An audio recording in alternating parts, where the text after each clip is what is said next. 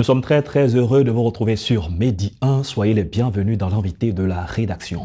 Durant une semaine, les entrepreneurs sont mis à l'honneur au plan mondial. L'esprit d'entreprise est aujourd'hui célébré dans de nombreux pays du monde et de plus en plus en Afrique. Nous ferons un retour sur cette semaine et voir l'impact des entrepreneurs sur le développement du continent africain. Nous avons le plaisir de recevoir Aoune Yapi. Bienvenue sur notre plateau. Merci beaucoup, monsieur Rouman. Au plaisir de vous retrouver. Merci. Oui, après le forum Ndimage. Effectivement, après la 4e édition du forum Ndimage. Très bien. Alors, vous êtes mentor et conseiller en entrepreneuriat. Ah, exactement. Et on l'a dit en introduction, chaque année, il y a une semaine qui est dédiée à l'entrepreneuriat, aux entrepreneurs, certainement pour le travail colossal qu'ils abattent. Quels sont les enjeux d'une telle semaine pour le monde et pour l'Afrique? Oui, effectivement, cette initiative de la Semaine mondiale de l'entrepreneuriat a été promue par le GIWI, c'est le Global Entrepreneurship Week, qui est une instance internationale, pour la promotion de l'entrepreneuriat dans le monde. Donc, c'est une 16e édition cette année, et cela permet vraiment de mettre en avant vraiment des études, de mettre en avant les problématiques auxquelles ces entrepreneurs sont confrontés et de donner des orientations à travers les différentes pratiques et organisations qui sont faites à l'international. Et ça permet aussi de pouvoir donner cette culture à la jeunesse, et ce qui est très important. D'accord, vous mettez souvent un accent particulier sur les jeunes, sur parfois même les élèves, les étudiants, pour les préparer. Alors revenons sur pourquoi est-ce que vous commencez déjà à préparer l'esprit de ceux qui sont sur les bancs. Au fait, je suis de l'école qu'il faut avoir une nouvelle race d'entrepreneurs. Et ce changement de paradigme passe par la formation, l'éducation, et il faut commencer par le bas âge, donc il faut commencer par la jeunesse. Donc du coup, les fondamentaux doivent être inculqués à cette jeunesse pour pouvoir développer des initiatives privées de manière précoce.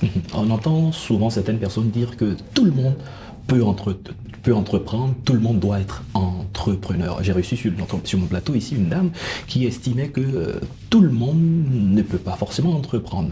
Ne sont candidats à l'entrepreneuriat, en tout cas dans leur centre de formation, au moins des personnes qui ont de l'expérience de travail. Qu'est-ce que vous pensez ?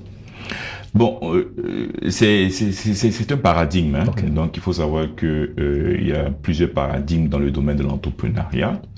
Nous épousons la cause on est entrepreneur. Okay. C'est-à-dire qu'on ne devient pas forcément entrepreneur. Qu'est-ce que ça veut dire? Cela veut dire que c'est une nature interne qu'il faut pouvoir réveiller. Vous voulez dire qu'on doit être prédisposé à ça à la naissance? Prédisposé, voilà. C'est une affaire de race, c'est une affaire de gène, voilà. Okay. Sauf que cela peut se déceler qu'au fil de l'eau, c'est-à-dire que dans son parcours entrepreneurial. Raison pour laquelle des structures d'accompagnement sont là pour faire réveiller en ces personnes-là leur instinct entrepreneur. Donc raison pour laquelle il y a la formation, il y a la mise à disposition d'informations, il y a des plateformes, il y a l'État qui fait son rôle en termes de cadre juridique, de telle loi pour encadrer, pour régir tout ce processus entrepreneurial. Donc il y a différents acteurs de l'écosystème entrepreneurial qui sont mis en bonne synergie pour permettre et favoriser l'émergence de ces entrepreneurs. Alors pour faire la différence, quand on parle d'entrepreneurs au sein d'un pays, c'est quoi? C'est ceux qui ne sont pas fonctionnaires, c'est ceux qui ont une activité libérale, qui sont leurs propres patrons. Faites-nous une distinction. Bon, déjà il faut savoir que l'entrepreneuriat, déjà c'est un ensemble de techniques, on pourrait dire que c'est une science. Voilà, c'est une démarche pour créer de la valeur. Ouais. D'accord? Donc, ce processus générationnel de valeur, de richesse, il peut s'appliquer dans tous les domaines. Que ce soit dans le domaine professionnel, que ce soit même dans le domaine familial, à tous les niveaux de la vie. Voilà. Donc maintenant, ce qui est qualifié plutôt d'entrepreneur, c'est les chefs d'entreprise, c'est-à-dire des personnes qui ont créé, institué des entreprises génératrices de revenus. Et qui les dirigent. Et qui les dirigent. Voilà. Donc c'est un peu ce distinguo-là. Donc la culture entrepreneuriale permet de favoriser des idées, de faire passer des idées à des projets à des véritables entreprises. D'accord? Et il y a l'appellation, la dénomination d'entrepreneur, qui est le qualificatif pour des gérants, des dirigeants d'entreprise. D'accord. Si on revient sur la semaine dédiée à l'entrepreneur, au bout de cette semaine, en Côte d'Ivoire a été célébrée entre le 13 et le 20, qu'est-ce que les entrepreneurs, de façon générale, en Côte d'Ivoire ont mené comme activité durant cette période? Il faut dire que le juillet est porté en Côte d'Ivoire par une instance qui est Jocolab Abidjan. Donc, à cet effet, il a été, le Jocolab a lancé une cérémonie d'ouverture officielle au festin, où il y a eu des tables rondes, des conférences, des panels, des journées portes ouvertes. Il y a eu des communications. Donc, pour dire que c'était une action qui s'est faite sur un site, mais des actions qui ont été faites de manière éclatée. Est-ce que vous voyez, il y a eu aussi des tribunes qui sont passées dans les différentes presses pour poser la problématique, pour poser les différents enjeux de l'entrepreneuriat. Comme je dis, l'entrepreneuriat, c'est toute une culture, toute une démarche, toute une science pour favoriser l'initiative privée. Voici cet ensemble d'actions qui ont été menées sur le territoire ivoirien, mais c'est pas uniquement que sur le territoire. Dans d'autres pays, et de manière mondiale, il y a eu un certain nombre d'activités et même de communication à l'instance internationale pour promouvoir la culture entrepreneuriale. Est-ce que vous pensez que si les entrepreneurs sont suffisamment soutenus, encadrés, financés, la question liée au chômage serait résorbée assez facilement? Effectivement, il n'y a pas à en douter. Parce qu'un entrepreneur prospère, il peut employer 1 sur 10, 1 sur 100. Voilà. Il faut, au niveau de l'Afrique, et je prends le cas même de la Côte d'Ivoire, il faut un processus de transformation structurelle. Et cela passe forcément par l'initiative privée. Parce que l'État ne peut pas tout faire. Par contre, l'initiative privée permet de pouvoir inclure l'innovation, de pouvoir identifier des besoins, des problématiques réelles des consommateurs et de pouvoir apporter une réponse différenciée.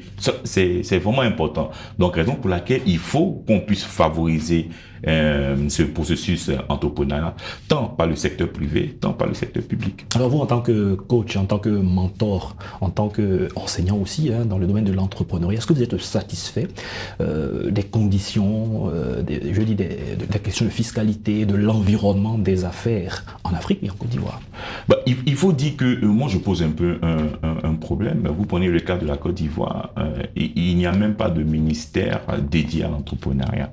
Donc cela pose problème. Le ministère de l'Emploi et les jeunes ne peut pas se substituer à cela par rapport aux nombreuses activités qui sont menées, vous ne pensez pas? Raison pour laquelle nous, on fait un plaidoyer auprès des gouvernants pour vraiment instaurer, définir un cadre qui puisse donner une politique en matière d'entrepreneuriat.